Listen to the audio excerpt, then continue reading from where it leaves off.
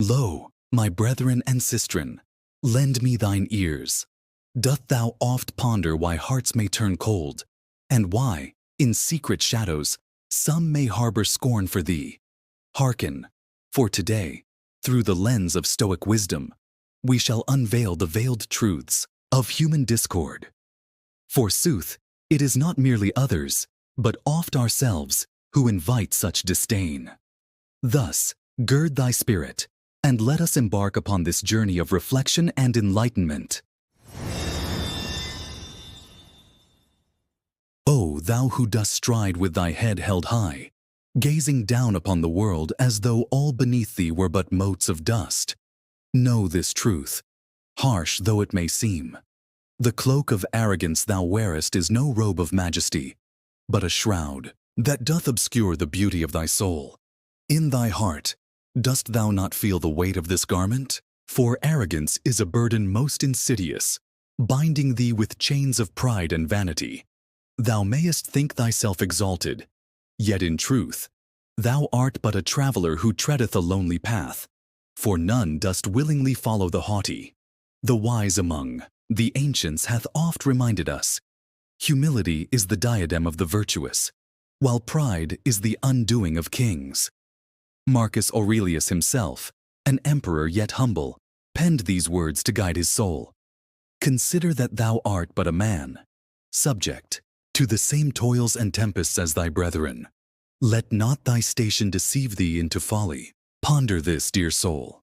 The oak tree, though mighty, doth bow in the storm, while the brittle reed, though weak, endureth because it knoweth how to bend. So too must thy spirit learn to bow in humility. For it is not through exaltation, but through modesty, that thou shalt win the hearts of men. Strip, then, this cloak of arrogance from thy shoulders, cast it aside, as one would cast aside a heavy chain, and walk lightly amongst thy fellows.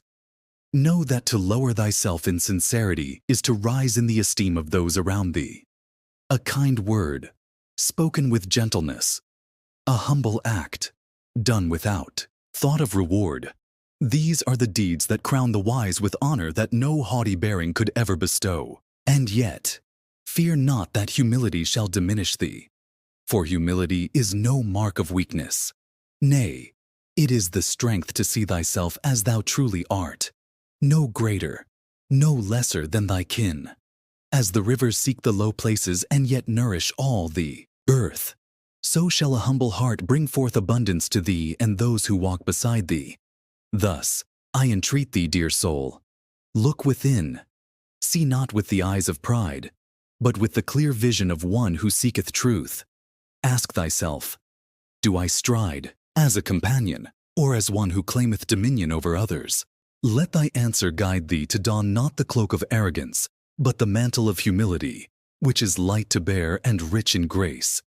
For in the end, it is not how high thou standest, but how well thou walkest beside thy brethren, that shall mark the measure of thy worth. Lo, beware the idle tongue, for it is as a viper lying in wait, ready to strike unguarded hearts with venom most potent.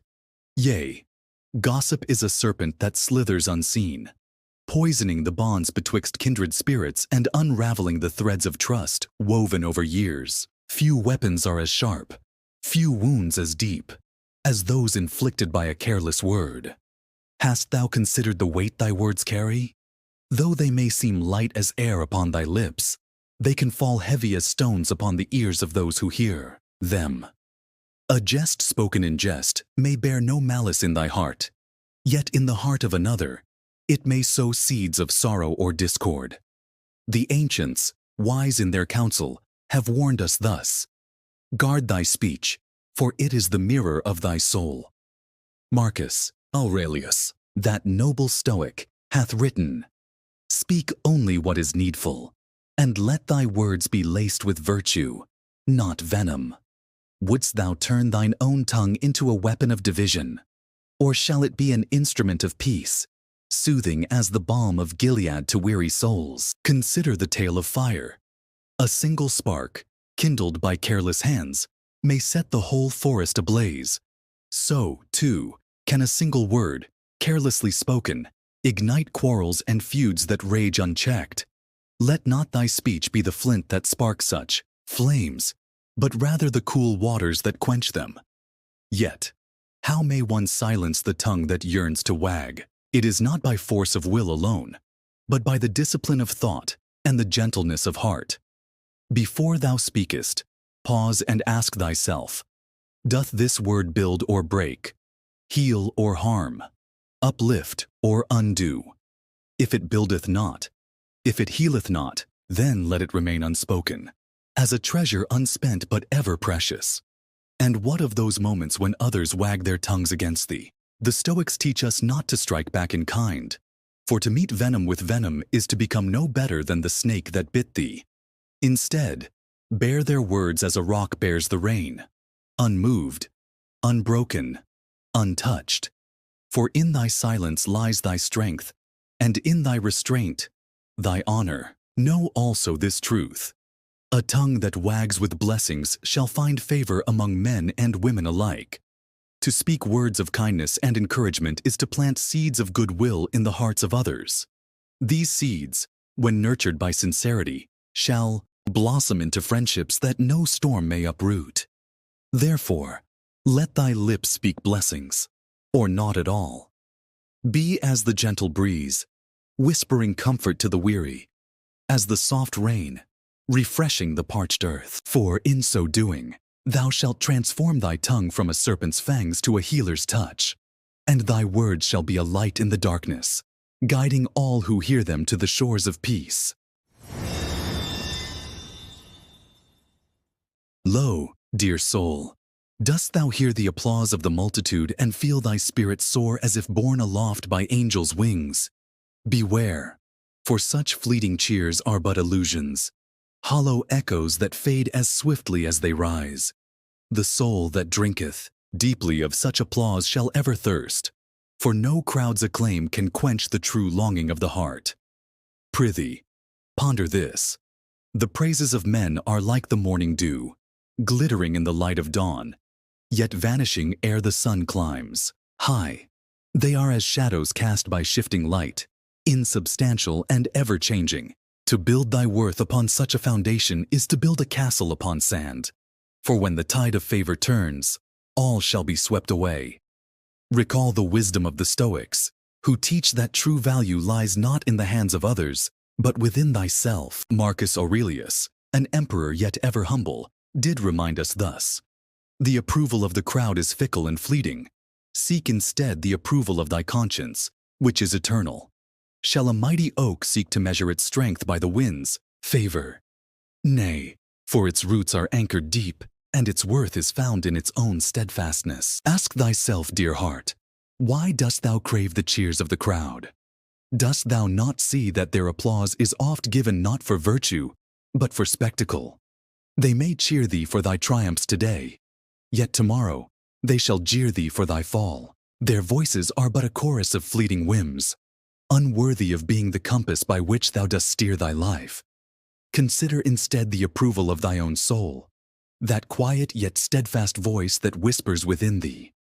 It is this voice, untainted by flattery or scorn, that knows thy worth truly. If thou dost act in alignment with thy values, if thy deeds are guided by integrity and wisdom, then what need hast thou of the crowd's fickle favor? And lo, when thou dost free thyself from this thirst for the praises of men, thou shalt find a greater freedom. The freedom to act not for glory, but for goodness, not for reward, but for righteousness. Thou shalt become as the river, which floweth, not for the applause of the earth, but because it is its nature to nourish all in its path. Yet, do not mistake this for a call to shun all recognition. When it cometh unbidden, accept it with grace, as one accepteth a gift freely given. But let not thy heart be swayed by it, for gifts are but fleeting, and thy soul's worth is not bound by the tokens of others. Therefore, anchor thy heart in the steadfast approval of thy conscience. Let thy deeds be guided not by the clamors of the crowd, but by the quiet strength of thy inner virtue. For in this anchoring, thou shalt find a peace unshaken by the winds of fortune, and a joy that no applause can bestow. And so, dear friend, seek not the fleeting cheers of the multitude, but the enduring truth of a life well lived. For in the end, it is not the noise of the crowd that shall echo in eternity, but the quiet dignity of a soul at peace with itself. Lo, dost thou lend thine ear, yet fail to hearken to the cries and whispers of thy brethren? To hear, yet not to listen, is to gaze upon a book and never turn its pages, leaving its truths forever hidden. It is to turn thy back upon thy kin, to sever the threads that bind thee to their hearts. Beware, for such is the folly of the clanging cymbal, resounding loudly, yet empty of melody, bringing naught but noise where harmony might dwell. Let not thy heart be like unto this, void of understanding, though surrounded by the words of others. For what is speech, if not the bridge between souls? And what is listening, if not the act of crossing that bridge with care and humility? Recall the wisdom of the ancients, who spake thus: to listen well is to love well. For in listening, thou dost offer not only thine ears, but also thy heart. When thou dost truly listen, thou dost affirm the worth of another's thoughts and grant them the gift of thy attention, a gift more precious than gold in this age of distraction. Yet, how oft do we fail in this simple act? How oft does thy mind wander whilst another speaks? How oft dost thou frame thy reply ere their words have reached their end? Such is not listening, but waiting for thine own turn to speak. And in so doing, thou dost render their voice as naught but background noise to thine own musings. Incline thine ear then, with patience and purpose. Let thy listening be as the stillness of a calm lake, reflecting clearly the truths of those who stand before it. Banish haste from thy heart, and give space for others to unfold their thoughts, even as a flower unfolds its petals under the warmth of the sun. And when thou dost listen, seek not merely the surface of their words, but the depths from whence they spring. For every utterance, be it joyful or sorrowful, is but the echo of a heart's yearning. If thou wouldst truly understand, thou must look beyond the words to the soul that speaks them. What pain dost they carry? What hope dost they bear? To listen thus is to gather not just words, but the very truths of others' hearts. Know also that in listening, thou dost learn not only of others, but of thyself. For the act of listening demandeth humility, patience, and the willingness to set aside thine own desires, if only for a moment. It is a practice that doth refine the spirit, teaching thee to see the world through eyes not thine own. And lo, when thou dost truly listen, thou shalt find that others are drawn to thee as the weary traveler is drawn to the shade of a mighty tree. For in listening, thou dost offer not judgment, but sanctuary, not answers, but understanding. And what greater gift can one soul give to another than the assurance that they have been heard, that their voice hath not fallen into the void? Therefore, dear heart, take heed. Be not as the clanging cymbal, but as the harp, whose strings sing only when touched with care. Let thy listening be a balm to the weary, a light to the lost, and a bridge to the hearts of thy kin. In so doing, thou shalt weave bonds unbroken by the storms of time, and thy soul shall find its melody in the harmony of others. O dear soul, dost thou wander through life with thine eyes open, yet thy heart closed?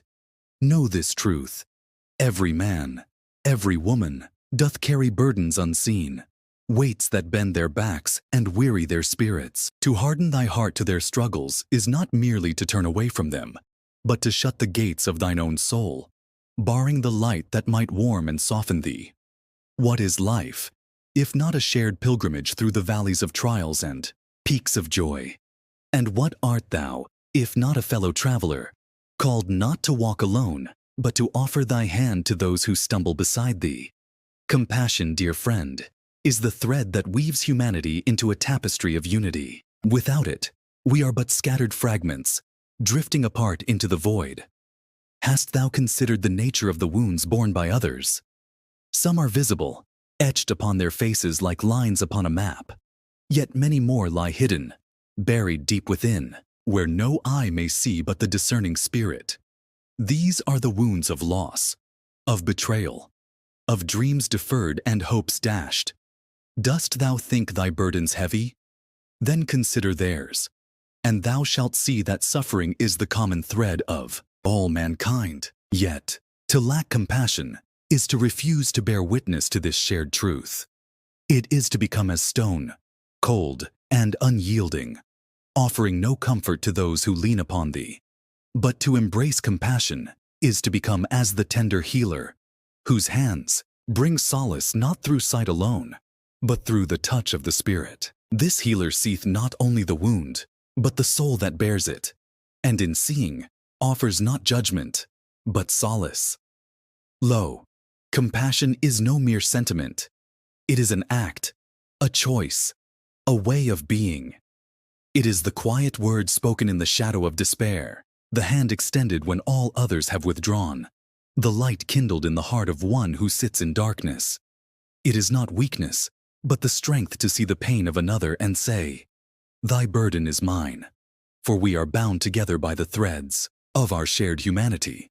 Consider the teachings of the Stoics, who spake thus, "Be kind, for every soul thou meetest is waging a battle unseen." Marcus Aurelius himself, though ruler of a vast empire, held fast to this truth, that to be truly human is to dwell in compassion, for in compassion lies the essence of our shared existence. Shall a mighty tree deny its shade to the weary traveler? Nay, for it is in its nature to shelter. So too is it in thy nature to offer solace, if thou but hearken to the call. And lo, as thou dost open thy heart to the pain of others, thou shalt find thy own burdens grow lighter. For compassion is a balm not only to those who receive it, but to those who give it. It is a bridge that connects thee to thy brethren, and, in crossing it, thou shalt discover the truth of thy own soul. Therefore, dear soul, harden not thy heart, but let it be as the soft earth, yielding to the touch of the rain, and in yielding, bringing forth life. Be as the tender healer, who seeth wounds not with eyes alone, but with the Spirit. For in so doing, thou shalt not only mend the hearts of others, but find thine own soul made whole. And so I beseech thee, walk gently upon this earth, for thou dost tread amidst the silent sorrows of others. Let thy kindness be a beacon, thy compassion a refuge, and thy heart a wellspring of solace for all who cross thy path. Lo, dear heart, dost thou feel the storm of anger rise within thee, fierce and untamed as the wind upon the seas? Know this, anger, unbridled, is a tempest that doth wreck the ship of reason, leaving naught but wreckage in its wake. In thy fury, thou mayest strike at thine enemy, but in truth, thou dost wound thyself most grievously, for the fire of wrath burns hotter within thy own breast than in the heart of any foe. As Seneca, the wise Stoic, hath warned us, restrain thy wrath, lest it doth consume thee more than thy foe. The wise know that to be ruled by anger is to be a slave to it, for in its grasp thou art no longer master of thy own soul. The anger that thou unleashest upon another shall surely return to thee, not as a foe to be vanquished, but as a wound that poisons thy own spirit. Consider the nature of the tempest. The winds may howl and rage, but in the end, it is the calm that follows which brings clarity. So too must thy soul seek the calm after the storm of anger. For in that stillness thou shalt find wisdom, and in wisdom thou shalt find the strength to forgive, to let go, and to restore thy peace. The ancients spake wisely of the need to temper the passions, for they knew that the unchecked desires of the heart would lead one astray. Anger is no different. It is a passion that, when ungoverned, doth tear asunder the bonds of friendship, family, and community. It is a force that blinds thee to the truth, turning every slight into an affront, every word into an insult. But lo, To master anger is to regain sight, to see clearly and act with justice, not vengeance. Take pause, dear friend, when the heat of fury doth rise within thee. Do not let it consume thee, as a fire devours all in its path, leaving only ash. Instead, breathe deep and still thy thoughts. Let the fire of fury subside into ashes, and in the quiet of that moment, the wisdom of restraint shall shine forth as the dawn after the darkest night. Ask thyself, when anger takes hold, what is this tempest I feel? Is it the truth I seek to defend, or the pride I seek to protect? For often, anger is not born of justice, but of wounded pride or hurt feelings. And though it may feel righteous in the moment, it doth cloud thy judgment, turning even the noblest of causes into a flame that scorches all in its path. And yet, know this: to suppress anger is not to deny thy feelings, but to give them their rightful place. Anger, like all emotions, is part of thy nature. It is how thou choosest to act upon it that shapes thy character. The wise do not banish anger, but harness it, transforming its fiery heat into the warmth of understanding and the light of reason. Therefore, when thy temper runs wild, take a moment to reflect. Let not thy wrath be a beast that rules over thee, but a steed that thou dost guide with wisdom. In this, thou shalt find true power, not the power to destroy, but the power to build, not the power to harm, but the power to heal. So, dear soul, heed this counsel. Let thy anger be tempered by the calmness of reason, and let thy spirit be led not by fury, but by the steady hand of wisdom. For in mastering thy anger, thou dost master thyself, and in that mastery, thou findest the peace that no tempest can ever shake.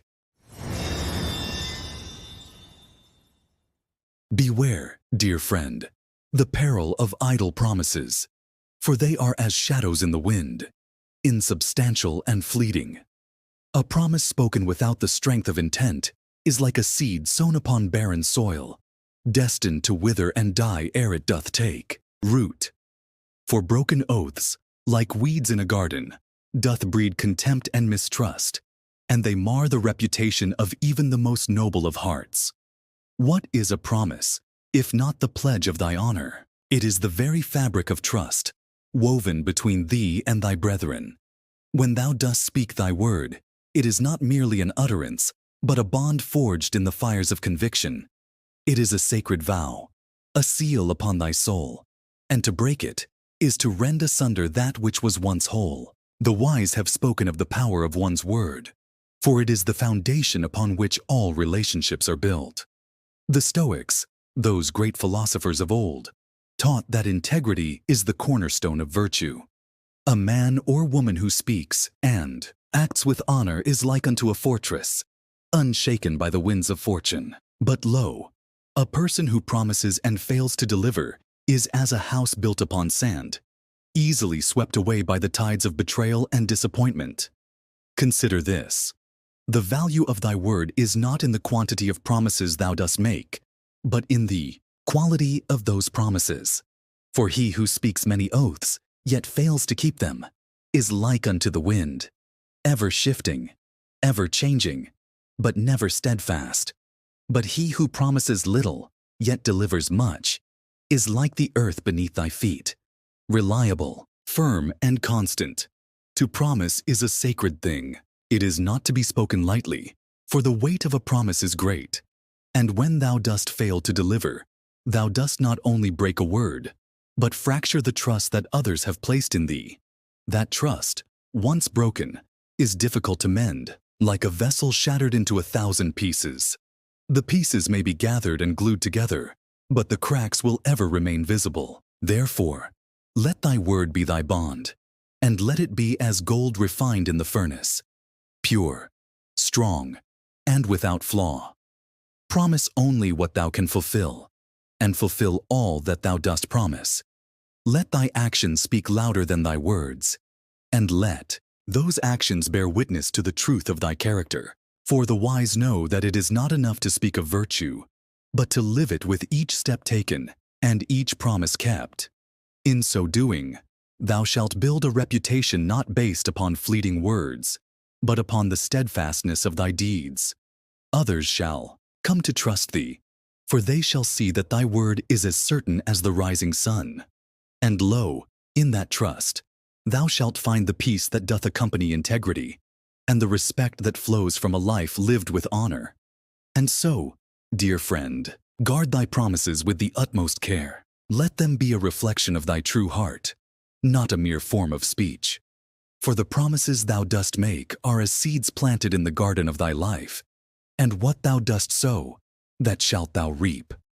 Sow wisely, sow faithfully, and in the harvest of thy promises thou shalt find a legacy of trust and honor that endureth through the ages. O dear heart, why dost thou compare thyself to others, as though their journey were thine own? Know this: envy is the thief of joy, a silent spectre that steals thy peace and leaves behind naught but longing and discontent. To measure thy worth by the riches of another's life is to dishonor the sacredness of thy own path, to tread upon the treasure of thy unique journey, and trade it for an illusion that shines brightly, but fades when grasped. Consider this: each soul walketh a different road.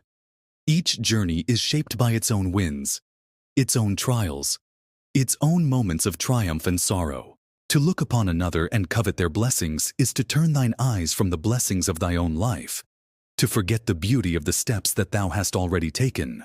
The path thou dost walk is thine own, and its value cannot be measured by the footsteps of another. Lo, the Stoics spake wisely, that the unexamined life is not worth living, yet the comparison of lives is a folly. For how can one truly examine that which is not their own? How can thy soul know peace if it is ever torn between the shadows of another's success? For the life of another, though it may seem radiant, is but a reflection in the water, fleeting and imperfect. It is in thy own life, with all its flaws and triumphs, that true contentment lies. To measure thy worth by others' gains is to diminish thy own journey, to rob thyself of the joy of progress. For in every step thou takest, in every struggle thou dost endure, there is victory. The path may be winding, and the mountain high, but lo, it is thine. And every step forward, no matter how small, is a triumph worthy of celebration. If thou dost seek to compare, let it be not with others, but with thyself. How far thou hast come, how much thou hast grown, and the strength thou hast found within to press on. Celebrate, then, thy path. Rejoice in the small victories, the quiet moments of grace, and the lessons learned in the crucible of struggle. For it is these moments that shape thee, that refine thee, that make thee whole. The triumphs of others need not diminish thy own, but instead can serve as beacons to guide thee forward. Let their light inspire thee, not to jealousy, but to greater heights, to the courage to pursue thy own dreams, unburdened by comparison. Know this, that the path of another is not thine to walk, and the success of another is not thy own. To covet what is theirs is to reject the beauty of what is thine. Celebrate thy uniqueness, for thou art an individual, a singular note in the grand symphony of existence. Thou hast a place in this world, and thy journey, though it may seem humble to others, is no less significant than that of any other soul. The light that shines within thee is as bright as any star, for it is thy light, and it is enough. So let the triumphs of others be but a light to inspire thee, a reminder that the summit is within reach, that if they have scaled the heights, so too canst thou. But do not covet their path, for thy own is already laid before thee, and it is one that no other can walk but thee. Walk it with pride, walk it with joy, and let not the comparisons of others rob thee of the peace and satisfaction of thy own journey. For in the end, it is not the successes of others that shall define thee, but the depth of thy own life, the authenticity of thy journey, and the peace with which thou dost walk it. Celebrate thyself, dear friend, for thou art a unique and irreplaceable part of this grand tapestry of life.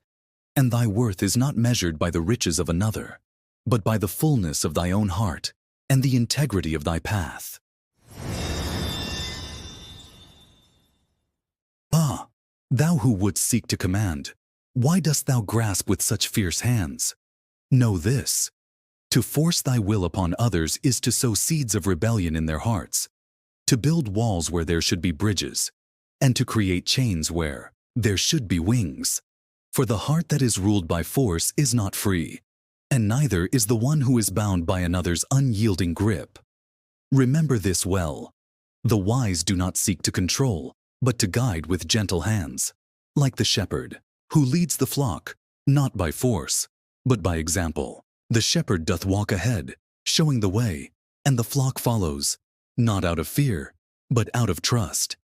So too must thou lead, not with commands that are barked and harsh, but with a spirit that inspires, a heart that lifts, and hands that offer, not chains, but freedom.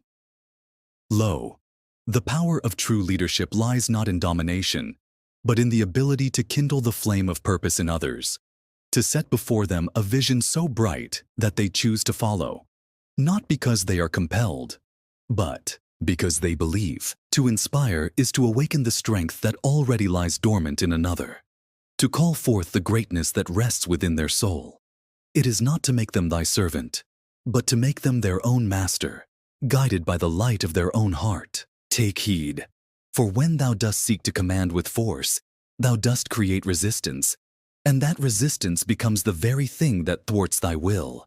The spirit of rebellion lies dormant in every heart that is coerced, and when that spirit awakens, it shall rise against thee, and what was once thy ally shall become thy adversary.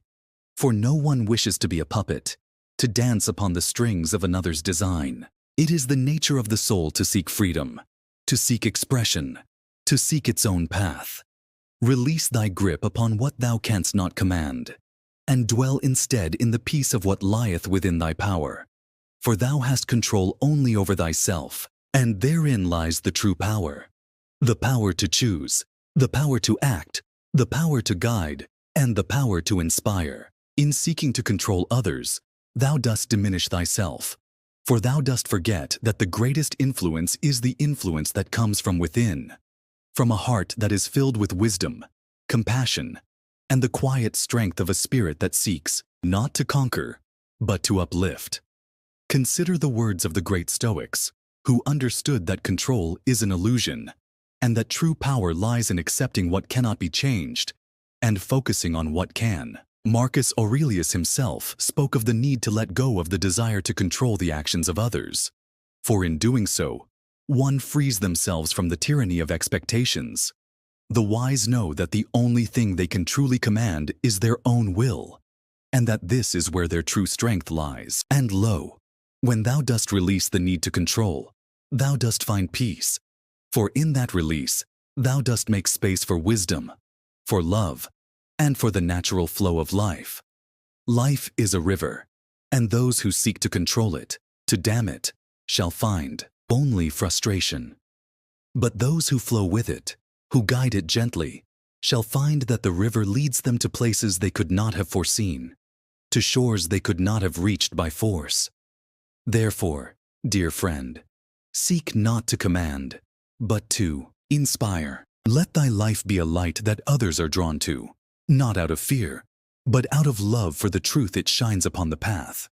Let thy actions speak louder than thy words, and let thy heart guide others with the steady rhythm of compassion, wisdom, and humility. For in inspiring others, thou dost create not slaves, but fellow travelers, each walking their own path, yet united by the vision thou hast set before them. And in this, thou shalt find true peace, for thou shalt no longer be burdened by the weight of control, but shall be free to walk in the harmony of the world, knowing that what lies within thy power is enough, and what lies beyond it is not for thee to command. Thus, dear souls, let us remember, to find peace amidst mankind, we must first find peace within ourselves. For how can we expect to calm the storms of the world when the tempest rages within? How can we offer solace to others when we ourselves are adrift in the sea of our own emotions? The journey to peace begins not in the external, but within the heart, where the seeds of virtue are sown, watered by wisdom, and nurtured by self-discipline. Lo, the wise among us know that the true quest for tranquility is not the absence of conflict, but the ability to stand firm in the midst of it, rooted in the knowledge of one's own soul. And so, we must strive, each of us, to cultivate that peace within, to tame the wild beasts of pride, anger, envy, and fear, that we might walk the world with steady feet and clear eyes, unshaken by the winds of fortune or the storms of men. In the teachings of the Stoics, we find the path to such peace, a way of being that does not rely on the fleeting pleasures of the world or the approval of others, but on the strength of one's own character, on the wisdom that arises from within, and on the virtue that is cultivated by conscious effort. To be Stoic is not to deny the heart, but to master it, to transform the passions into tools for growth, rather than forces that enslave us. Therefore, let us go forth, carrying the wisdom of these truths like a lantern to light our way. Let us strive to mend the flaws that hinder our spirits, to cast aside the shackles of arrogance, jealousy, impatience, and cruelty. Let us seek instead to be humble, to be patient, to be kind, and above all, to be true to the better nature that resides within us all. For it is this nature that connects us to the world and to one another, and it is by living in harmony with it that we find true fulfillment. And so, I ask thee, dear hearts, which of these truths hath stirred thy soul most deeply? Which of these teachings dost thou find most difficult to follow? And which dost thou most desire to embrace? Pray, share thy musings below, for in sharing we strengthen one another, and in the communion of our thoughts, we find further light to guide our paths. Farewell, dear souls, until we meet anon. May the peace of wisdom be with thee always, and may thy hearts be ever guided by the steady hand of virtue.